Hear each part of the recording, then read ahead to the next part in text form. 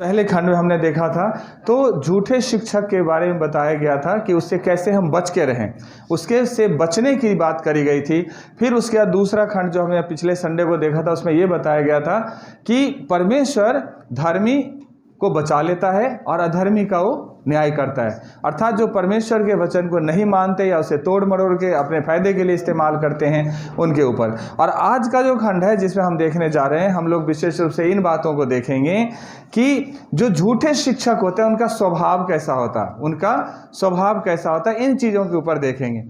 हमें झूठे शिक्षक से बहुत बच के रहना है। जितने ही हमें परमेश्वर के पवित्र वचन के तरफ अपने जीवन को लगाना है, उतने ही हमें झूठे शिक्षक से भी अपने आप को बचा के रखना है ना। परमेश्वर के वचन की तरफ हमें बढ़ना है, संजीदगी से बढ़ना है, परमेश्वर के वचन को बेहतर तरीके से सीखना है। और उतना ही महत्वपूर्ण है कि झूठे शिक्षक से भी हमें बच कर रहना है, या झूठे शिक्षा से भी हमें बच के रहना है। एक कहावत सुनी हुई ना, एक सड़ी हुई मछली पूरे तालाब को गंदा कर देता है। झूठी शिक्षा जब यहाँ आती है ना, तो जितनी बातें रहेगी वो सबको खराब कर देगा। इसलिए हमें उससे बहुत बच के रहने की जरूरत है। 10 के आधे से लेकर जो हम 11 पद को देखते हैं, जहाँ से लिखा है वे ढीठ हठी हैं और ऊंचे पद वालों को बुरा भला कहने से नहीं डरते, तो भी स्वर्गदूत जो शक्ति और सामर्थ्य में उनसे बड़े हैं प्रभु के सामने उन्हें बुरा भला कहकर दोष नहीं लगाते। झूठे शिक्षक की इस खंड के अनुसार जो पहला लक्षण है, उसकी स्वभाव है, वो ये है कि वो ढीठ होते हैं, वो हठी होते हैं।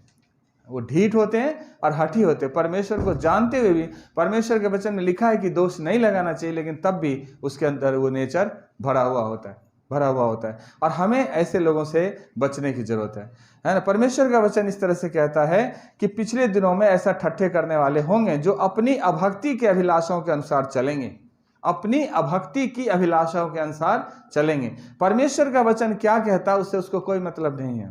किस बात से उसे खुद को फायदा होगा उस बातों पर ध्यान लगाते हैं। कैसे परमेश्वर के वचन को तोड़ मरोड़ कर अपने फायदे के लिए उसको बनाया जाए, इन बातों पर वो ध्यान लगाते हैं। इसलिए उसे हठी कहा गया है, सेल्फ विल्ड है ना, होते हैं। उसके बाद जब हम देखते हैं 11 पद में, तो वहां लिखा है कि जो स्वर्गदूत है वो भी दोष नहीं लगाता। जहां आपको पहला यहूदा के पहले अध्याय को पढ़ेंगे तो वहां लिखा है, परम प्रधान स्वर्गदूत मिकाइल ने जब शैतान से मूसा की लोथ के विषय में वाद विवाद करता था, तो उसका बुरा भला कह के दोष लगाने का साहस न किया, पर यह कहा कि प्रभु तुझे डांटे। हम सब जानते हैं जब मूसा मर गया था तो उनको लिखा है कि परमेश्वर ने उन्हें मिट्टी दी, उनको दफनाया, लेकिन नहीं कहाँ गया नहीं पता। मिकाइल स्वर्गदूत जो है उसके बारे में वाद विवाद किया स्वर्गदूत से कि कहाँ है नहीं है।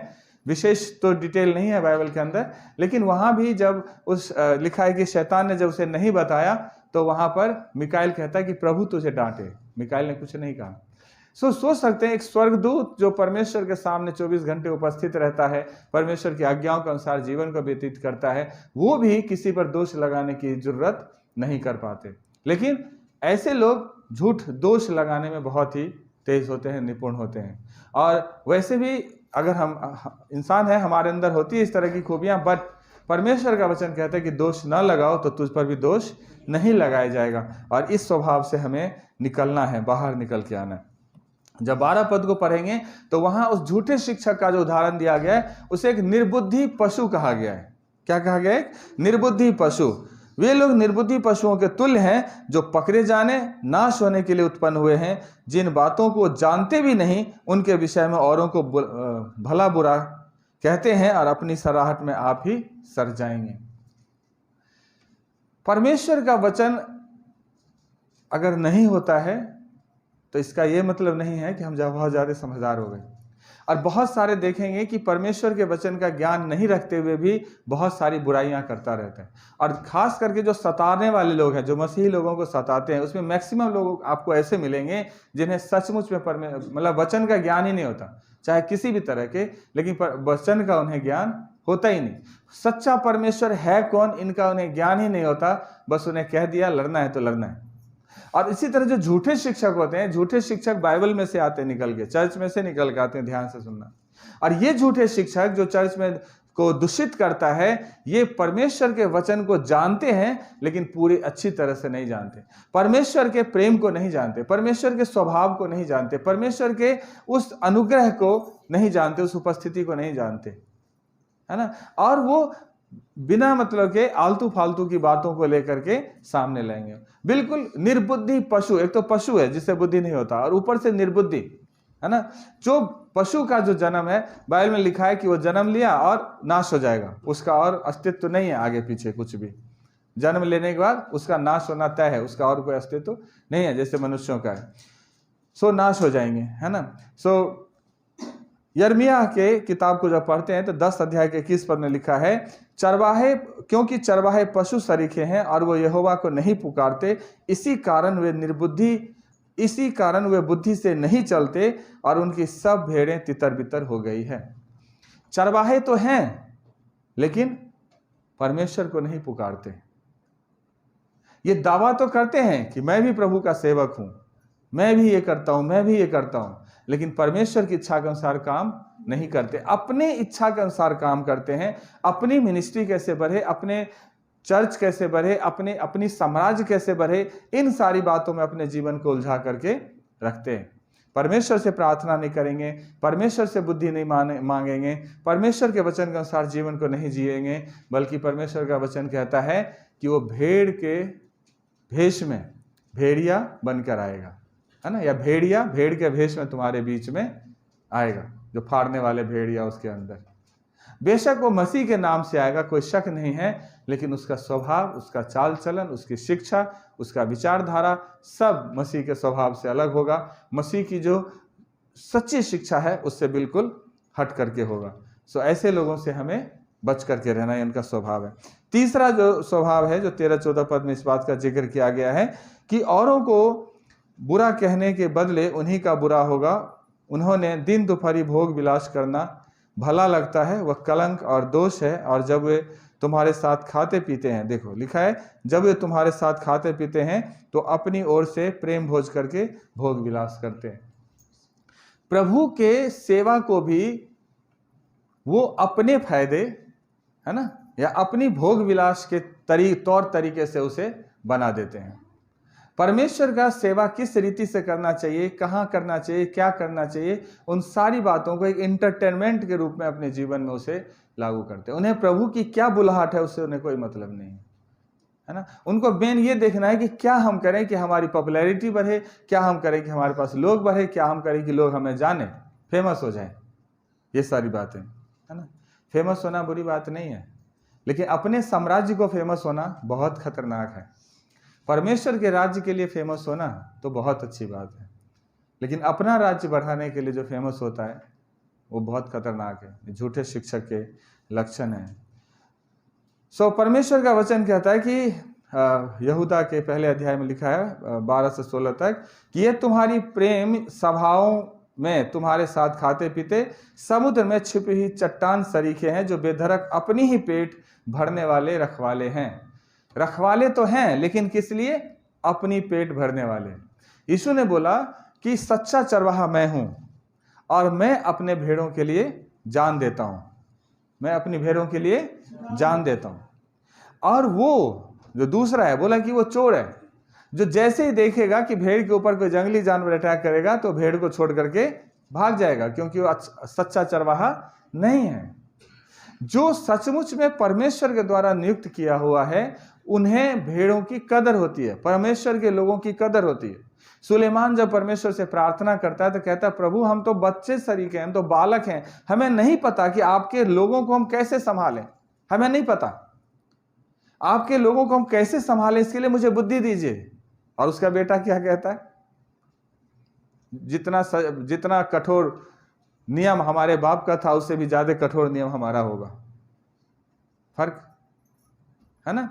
सो जब परमेश्वर के राज्य की बात आ जाती है, परमेश्वर के लोगों की देखभाल करने की बात आ जाती है, तो बड़े जिम्मेवारी का काम हो जाता है। अब मूसा के जीवन को देख लीजिए, मूसा को कितना सताया गया, कितना परेशान किया गया, लेकिन हर बात के लिए मूसा परमेश्वर के पास जाता था, परमेश्वर से पूछता था, परमेश्वर से प्रार्थना करता था, प्रभु आप मुझे बुद्धि दीजिए, आप मेरी अगुवाई करें ताकि आपके लोगों को हम लेकर के चलें, लोगों को लेकर के चलें। लेकिन ये जो है लिखा है समुद्र में छुपी हुई चट्टान के समान है। समुद्र में जो चट्टान होती है वो दबा हुआ होता है और उसके ऊपर हो सकता है घास टाइप का कुछ होता है जो दिखाई नहीं देता, और जब वहां से जहाज जाती है तो उससे टकरा जाती है और जहाज नुकसान हो जाता है, टूट जाता है। एक ऐसा ठोकर का कारण जो दिखता नहीं है, उसी तरह से होता है। और लिखा है कि उसका जो बेधड़क अपनी पेट भरने के लिए ही वो रखवाले हैं।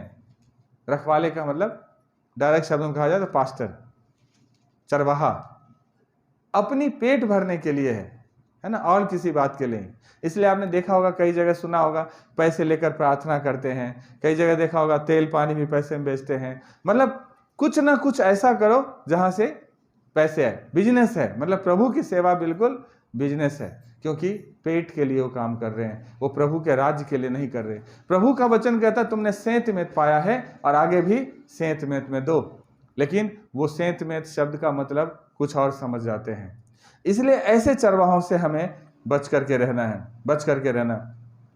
लिखा हुआ निर्जल बादल है जिसे हवा उड़ा ले जाता है। उसका जो अंत समय होता है वो ऐसे बादल के समान है जिसमें पानी नहीं होता, और जिस बादल में पानी नहीं होता उसको हवा क्या हो जाता है, उड़ा करके लेकर के चला जाता है। वो पतझड़ के निष्फल पेड़ हैं जो 2 बार मर चुके हैं और जड़ से उखड़ गए हैं। पतझड़ का समय है और निष्फल है, जिसके अंदर फल नहीं है, बिल्कुल फल नहीं है, इस तरह से। सो इनके जीवन से आप परमेश्वर के कोई बातों को नहीं देख सकते। और भी उनके बारे में उदाहरण दिया हो कि समुद्र के प्रचंड हिलकोरे हैं जो अपनी लज्जा का फेन उछालते हैं। वे डावाडोल तारे हैं जिनके लिए सदा काल तक घोर अंधकार रखा हुआ है। डावाडोल तारे मतलब टूटने वाला, अब गिरने वाला है। समुद्र के प्रचंड हिलकोरे हैं जो उठता है बड़ी तेजी से और पता नहीं गिरता है तो पता ही नहीं चलता कि कहाँ गया, है ना। सो ऐसे जो परमेश्वर के राज्य को गलत तरीके से इंटरप्रेट करते हैं या परमेश्वर के वचन पर नहीं चलते हैं और अपनी खुद की फायदा के लिए काम करते हैं, ऐसे लोगों के लिए प्रभु का यह वचन इस तरह से कहता है। परमेश्वर न्यायी है और हर एक जन का न्याय करेगा, हर एक जन का न्याय करेगा। लास्ट 16 पद में लिखा है कि ये तो असंतुष्ट, कुरकुराने वाले, अपने अभिलाषाओं के अनुसार चलने वाले, अपने मुंह से घमंड की बातें बोलने वाले और ये लोभ के लिए मुंह देखी बड़ाई किया करते हैं। ये झूठे शिक्षक, झूठे प्रचारक जो परमेश्वर के लोग नहीं हैं लेकिन परमेश्वर के लोग के नाम से आते हैं, उनके लक्षण है वे असंतुष्ट होते हैं। प्रभु का वचन कहता है जो कुछ तुम्हारे पास है उसी में तुम खुश रहो। परमेश्वर का वचन कहता है जो कुछ तुम्हारे पास है उसी में तुम खुश रहो, लेकिन ये लोग और की इच्छा में रहता है। उसके बाद लिखा है कि वे अपने अभिलाषाओं के अनुसार चलने वाले होते हैं। खुद के फायदे के लिए सारी बात करते हैं, है ना, खुद के फायदे के लिए, और अपने मुंह से घमंड की बातें बोलते हैं। कई बार आपने सुना होगा हमारे यहाँ ही चंगाई मिलती है, हमारे यहाँ ही बड़े बड़े चिन्ह चमत्कार होते हैं, हमारे यहाँ ही यीशु मसीह की सामर्थ उतरता है। क्यों दुनिया के बाकी चर्चेज में क्या होते हैं? क्या यीशु मसीह एक ही चर्च के लिए आया? क्या यीशु मसीह एक ही भीड़ के लिए आया? क्या यीशु मसीह एक ही देश के लिए आया? या यीशु मसीह एक ही पास्टर के लिए आया? लेकिन जब इस तरह की बात करते हैं, सेल्फ सेंटर्डनेस की बात करते हैं कि जो है वो मेरे यहाँ होता और कहीं नहीं होता, तो झूठे शिक्षक का निशानी है। अच्छी बात है, परमेश्वर आपको इस्तेमाल करता है, कोई बुरी बात नहीं है, हर इंसान को इस्तेमाल करता है। और जिसके अंदर विश्वास हो निश्चित रूप से चंगाई पाएगा, निश्चित रूप से आशीष पाएगा, चाहे जैसे पाए। लेकिन जब ये सेंटर्डनेस हो जाता है कि नहीं मेरे ही यहाँ ही सब कुछ होता है, मैं ही सब कुछ करता हूँ, मेरे द्वारा ही ऐसा होता है, तो झूठे शिक्षक की निशानी है। हमें ऐसे लोगों से बचना है। जो महिमा परमेश्वर की है वो परमेश्वर को ही मिलना चाहिए। परमेश्वर ने कहा कि मैं अपनी महिमा किसी को भी नहीं दूंगा। इसलिए खुद को कभी भी इतना बड़ा नहीं समझना चाहिए कि गिरने का खतरा हो, बहुत भयंकर होता है। यही दूसरा पत्र जो हम लोग पढ़ रहे हैं, इसके 2 के 3 में इस तरह से लिखा है कि वे लोभ के लिए बातें गढ़कर तुम्हें अपने लाभ का कारण बनाएंगे और जो दंड की आज्ञा उन पर पहले से हो चुकी है, उसके आने में कुछ भी देर नहीं, उनका विनाश ऊँघता नहीं। यहाँ लिखा है वो लोभ के लिए बातें गढ़कर तुम्हें अपने लाभ का कारण बताएंगे। लोभ के लिए बातें गढ़कर, है ना। अभी YouTube पर एक मैसेज स्क्रॉल कर रहा था, एक मैसेज देखा, इस प्रार्थना को सुन लो, 21 दिन तक आपके यहाँ आशीष आती रहेगी। इस प्रार्थना को आप सुन लो तो 21 दिन तक आशीष आती रहेगी। 21 दिन में फिर कोई ना कोई मैसेज आ जाएगा, फिर उसको सुन लो, फिर अगला 21 दिन तक मैसेज आता है, आशीष आता रहा। परमेश्वर का वचन कहता है कि मैंने तुझे चुना है आशीष का सोता बनाने के लिए। यीशु ने कहा जो जल उसमें से पिएगा उसमें से जीवन जल का सोता फूट निकलेगा। हमारी जो आशीष है वो 21 दिन के लिए ही नहीं है, हमारी आशीष 2 महीने के लिए नहीं है, हमारी आशीष 2 घंटे के लिए नहीं है। परमेश्वर का जो आशीष हमें दिया गया है हमारे जीवन के अंतिम सांस तक, वरन हमारे नाते पोते और उसके पोते के पोते तक के लिए, युगानुयुग पीढ़ी दर पीढ़ी परमेश्वर हमें आशीष देता है ना। या लिखा है बाइबल में कहीं भी कि 21 दिन आशीष मिलेगा, 20 दिन आशीष मिलेगा, 40 दिन आशीष मिलेगा, बाकी आशीष नहीं मिलेगा, ऐसा है? कहता है बाइबल। परमेश्वर का वचन कहता है पीढ़ी दर पीढ़ी आशीष मिलेगा। सो हम क्यों ना परमेश्वर के वचन पर विश्वास करें जो हमें पीढ़ी दर पीढ़ी आशीष मिलता रहे। इसलिए मेरे प्रिय जरूरी है कि हम परमेश्वर के वचन को सही से समझें, क्योंकि उस वचन को तोड़ मड़ोड़ कर अपने फायदे के लिए आपको समझा दिया जाएगा। और ज्यादातर परमेश्वर का वचन कहता है जो विश्वास में कमजोर, वचन में कमजोर होते हैं, वचन के ज्ञान में कमजोर होता है, उसे ही दुष्ट भरमाता है, उसे ही वो अपने चंगुल में फंसाता है। जिसे वचन का ज्ञान है उसे हिला नहीं सकता। चौथा कारण जो है वो पैसे का प्रेमी होता है, धन का लोभ, है ना, धन का लोभ होता है। जो 15 और 16 में बहुत अच्छा एग्जाम्पल देकर समझाया हुआ है कि वे सीधे मार्ग को छोड़कर भटक गए और बोआर के पुत्र बिलाम के मार्ग पर हो लिए हैं, है ना, जिसने अधर्म की मजदूरी को प्रिय जाना। मैं जब बिलाम के बारे में पढ़ता हूँ, उसमें वहाँ गिनती 22 में है उनके बारे में लिखा हुआ। जब वहाँ पढ़ते हैं तो वहाँ अगर आप देखेंगे तो बिलाम को ये आशीर्वाद मिला था कि जिसको श्राप देगा उसको श्राप लग जाएगा, है ना। सो बालाक जो राजा है वो बंदा भेजता है, कुछ दक्षिणा वगैरह दे करके भेजता है। दक्षिणा जानते हैं ना आप लोग? दक्षिणा जानते हैं? दक्षिणा दे करके भेजता है और कहता है कि तुम मेरे लिए इस प्रजा को, इजरायलियों को श्राप दे। तो वो प्रार्थना करने जाता है प्रभु से। प्रभु कहता है कि मैंने इस कौम को, इस प्रजा को इसलिए चुना है कि आशीष के भागी हो जाएं। ये आशीष के भागी हो चुके हैं, ये आशीष के भागी हो चुके हैं। मैंने इनको सिर्फ आशीष के लिए ही बुलाया है। तो जब परमेश्वर कहता है मैं इसे आशीष के लिए ही बुलाया है, तो वहां श्राप का कोई जगह बनता है? बिलाम कहता है भाई हम नहीं जाएंगे, हमें तो परमेश्वर कहता है ये आशीष का भागी हो चुका है, भेज देता है। बालाक उसे बड़ा ऑफर भेजता है, कहता है मैं तुझे इतने पैसे दूंगा, सोने चांदी इतने दूंगा कि तेरे पीढ़ी दर पीढ़ी खाते रहेंगे, कभी पैसे की कमी नहीं होगी। बिलाम तुरंत अच्छा ठीक है, तुम लोग आराम करो, हमारे गेस्ट हाउस में रुको, हम फिर से प्रभु से पूछने के लिए जाते हैं। अरे पैसे तुझे मिल रहा है और तुझे पैसे मिलके देख करके प्रभु अपनी वादा बदल देगा? कहता है कि हमारा परमेश्वर युगानुयुग एक सा है, वो कभी नहीं बदलता, वो कभी नहीं बदलता। और बिलाम उस पैसे के लोभ में फिर परमेश्वर के पास जाता है। परमेश्वर कहता है उन्हें ठीक है तू जा, लेकिन तू वही कहेगा जो मैं कहूंगा। और बिलाम जब भी आप देखेंगे तो कहता है कि उसको, बालाक को और उसके आदमियों को कहता है कि मैं वही बोलूंगा जो परमेश्वर यहोवा मुझे बोलने को बोलेगा। बार बार इस बात को कहता है कि जो मुझे परमेश्वर बोलेगा, ध्यान सुनना, जो मुझे परमेश्वर कहेगा मैं वही कहूंगा, लेकिन करता वो है जो बालाक उसे करने को कहता है।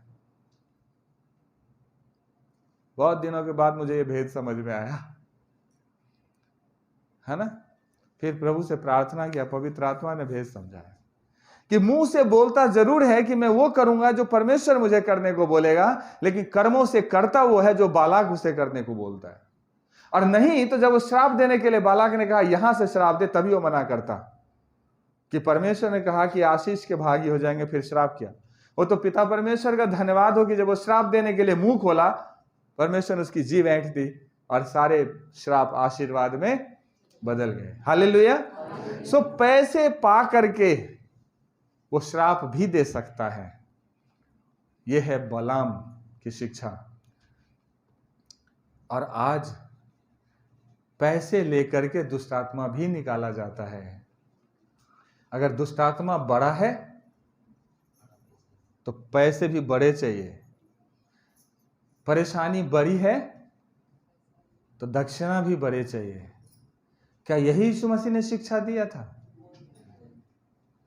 यीशु ने कहा, तूने सेंत मेत पाया है तो सेंत मेत में जाकर के दो। और कमाल की बात यह है कि लाखों की भीड़ ऐसे लोगों के पीछे है। क्या ये सब नाश होने वाली भीड़ नहीं? क्या इन्हें बाइबल का ज्ञान नहीं? क्या उन्होंने ये शब्द नहीं पढ़ा कि यीशु ने कहा सेंत मेत में दिया गया, सेंत मेत में लो। और जब सेंत मेत शब्द लिखा हुआ है, इंग्लिश में फ्री वर्ड लिखा हुआ है, तो फिर दक्षिणा कहां से आ गया? सो ये लोग पैसों के लोभी होते हैं। लेकिन मेरे प्रिय, ध्यान से सुन लीजिए, परमेश्वर कभी नहीं बदलता। वो अपने लोगों से बेहद प्रेम करता है। इतना प्रेम करता है कि अपना इकलौता बेटा उसने दे दिया। बिलाम ने जब माना नहीं, अपने गधी पर चढ़ के चला, परमेश्वर ने गधी को बोलने पे मजबूर कर दिया। हालेलुया। और गधी इंसान की भाषा में बोलता है बिलाम को, क्या मेरी गलती है जो 3 बार तूने मुझे मारा है? क्या मैं तेरी वही गधी नहीं जो बचपन से आज तक तुझे ढोता आया हूं? कहने लगा, गलती तूने किया, सामने देख स्वर्गदूत खड़ा है, शुक्र मना मैं बैठ गई, स्वर्गदूत तेरी गर्दन रेत देता आज। मेरे प्रिय, ऐसे जो झूठे शिक्षक हैं उसे परमेश्वर कभी नहीं बकसता, लेकिन थोड़ा समय का इंतजार होता है। जरूरत है कि हम लोग परमेश्वर के वचन पर भरोसा रखें, विश्वास रखें।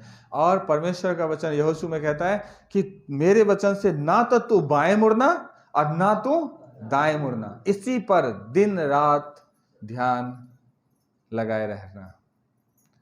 अगर आप जीवन में सफल जीवन को जीना चाहते हैं तो ये जो परमेश्वर का वचन आपको दिया गया है, इस वचन से ना तो बाएं मुड़िए और ना ही दाहिने। वचन से बाएं मुड़ना या दाहिने मुड़ना खतरा है। क्रूस पर अगर आप नजर रखेंगे, बाएं और दाएं देखेंगे, दोनों तरफ डाकू है। अगर नजर को सीधे रखेंगे तो आपका उद्धारकर्ता, आपका मसीहा आपको दिखेगा, लेकिन नजर बाएं करेंगे या दाएं करेंगे तो डाकू दिखेगा। परमेश्वर के वचन से अगर बाएं दाएं हो गए तो जीवन भी बाएं दाएं हो जाएगा। और फिर दुष्ट तो है ही इस ताक में कि किसको फाड़ खाएं, किसको फाड़ खाएं। 5वीं बात जो 17 से 19 पद में है कि वो फुसलाने वाले होते हैं, बहकाने वाले, फुसलाने वाले। जो इस तरह से लिखा हुआ है, ये लोग अंधे कुएं और आंधी में उड़ाए हुए बादल हैं, उनके लिए अनंत अंधकार ठहराए, अनंत अंधकार ठहराया गया है। वे व्यर्थ घमंड की बातें कर करके लुचपन के कामों के द्वारा उन लोगों को शारीरिक अभिलाषाओं में फंसा लेते हैं जो भटके हुओं में से अभी निकल ही रहे हैं। शारीरिक अभिलाषाओं में क्या कर लेते हैं? फंसा लेते हैं। क्या है शारीरिक अभिलाषा? 10,000 रुपये मेरे अकाउंट में डाल दो, सुबह तक तुम्हारे अकाउंट में 1 लाख रुपए आ जाएंगे। शारीरिक अभिलाषा। मेरे यहां आओ, तुम्हारी सारी परेशानी दूर हो जाएगी। मेरे यहां आओ, यीशु के यहां मत जाना, क्योंकि तेरी परेशानी मैं दूर करूंगा। बोल तो ऐसे रहे जैसे मैं ही उनके लिए क्रूस पर चढ़ गया, है ना? मैं और लोगों को क्या चाहिए? संसार की चीजें। सो जब उन चीजों के पीछे भागते हैं तो परमेश्वर से दूर हो जाते हैं और वो शारीरिक अभिलाषाओं में फंस जाता है। और वही शारीरिक अभिलाषा गर्भवती होकर पाप को जन्मती है, और वही पाप मृत्यु को उत्पन्न करता है, और इंसान फिर मृत्यु में बराबर हो जाता है। वो फुसलाने वाला। प्रभु के भक्तों को परीक्षा में से निकाल लेना और अधर्मियों को न्याय के दिन तक दंड की दशा में रखना वो जानता है।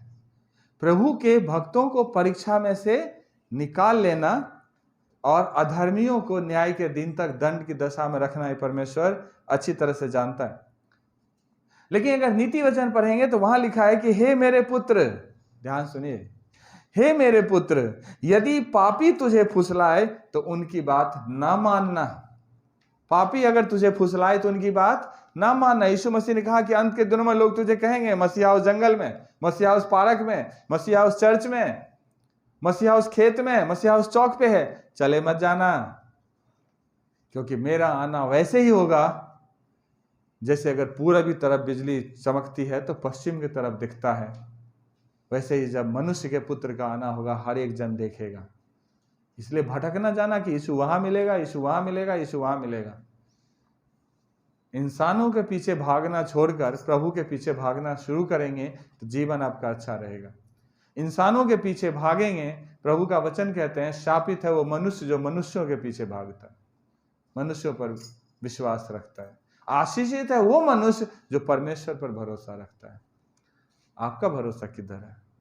हमारा भरोसा किधर है? हमें इसको जांचने की जरूरत है, जांचने की जरूरत है। हमें इन बातों को जांचने की जरूरत है। छठी और अंतिम बात जो है, ऐसे झूठे शिक्षकों का जो अंत है वो अनंत मृत्यु है। ऐसे झूठे शिक्षकों का जो अंत है वो क्या है? अनंत मृत्यु। लिखा है कि जब वे प्रभु और उद्धारकर्ता यीशु मसीह की पहचान के द्वारा संसार की नाना प्रकार की अशुद्धता से बच गए। ध्यान सुनिए, ये झूठे शिक्षक वो बनते हैं जो प्रभु के शिक्षा को पा करके संसार के उस अभिलाषा से, उस पाप से छूट करके प्रभु के पीछे चले, लेकिन उन कान की खुजली मिटाने वाली शिक्षा सुन सुनकर ओरिजिनल शिक्षा से दूर हो गए, ओरिजिनल शिक्षा से दूर हो गए, फिर उसमें फंसकर हार गए और उनकी पिछली दशा पहली से भी बुरी हो गई। प्रभु का वचन कहता है जब दुष्टात्मा किसी में से निकलता है तो अपने से 7 गुना और खतरनाक दुष्टात्मा को लेकर के आता है और उसकी पहली दशा पिछले से भी बुरा हो जाता है। जब परमेश्वर का वचन आपको इस दुष्ट संसार से बाहर निकाल कर लाता है तो उसे सच्चे और जीवित वचन के अनुसार हमें जीवन को जीना चाहिए। लेकिन जब उस वचन से हम भटक जाते हैं, उस वचन से दूर जाते हैं, तो वचन हमारे जीवन के लिए खतरनाक हो जाता है, हमारे जीवन के नाश का कारण हो जाता है वो झूठे वचन। सो दंड का एक भयानक बाढ़ जोहना और आग की ज्वलन बाकी है जो विरोधियों को भस्म कर देगा, विरोधियों को भस्म कर देगा, है ना। और एक पद बहुत अच्छा इसमें लिखा हुआ है, क्योंकि धर्म के मार्ग का न जानना ही उनके लिए इससे भला होता कि उसे जानकर उस पवित्र आज्ञा से फिर जाते जो उन्हें सौंपे गई थी। और इस पर वो कहावत है कि कुत्ता अपनी छांट की ओर और धोई हुई स्वर्णी कीचड़ को लौटने के लिए फिर चली जाती है। कुत्ते जब उल्टी करता है, छांट उसी को बोलते हैं, उल्टी करता है तो उसके पास फिर दोबारा पहुंचेगा। और स्वर्णी को अब कितनी भी अच्छी तरह से नहला दो, छोड़ते ही वो कीचड़ में ही लौट मारना है। उसी तरह से परमेश्वर के वचन को सुनकर अगर मन नहीं फिराया और सच्ची रीति से मन फिराकर प्रभु के वचन के पीछे चलना शुरू नहीं किया तो उनका जीवन वैसे ही हो जाता है। मसीह में आने से पहले वो मंदिर मंदिर गुरुद्वारे इधर उधर भटकते थे और अब चर्च चर्च भटकते हैं। बदलाव कुछ नहीं है। पहले वहां जाते वहां जाते वहां जाते, मसीह में आने वाला वहां जाते वहां जाते वहां जाते, वो कभी नहीं बच सकते, उनका अंत निश्चित है। और उसके बारे में ऐसे शिक्षा दिया हुआ लिखा है नीति वचन में कि जैसे कुत्ता अपनी छांट को चाटता है वैसे ही मूर्ख अपनी मूर्खता को दोहराता है।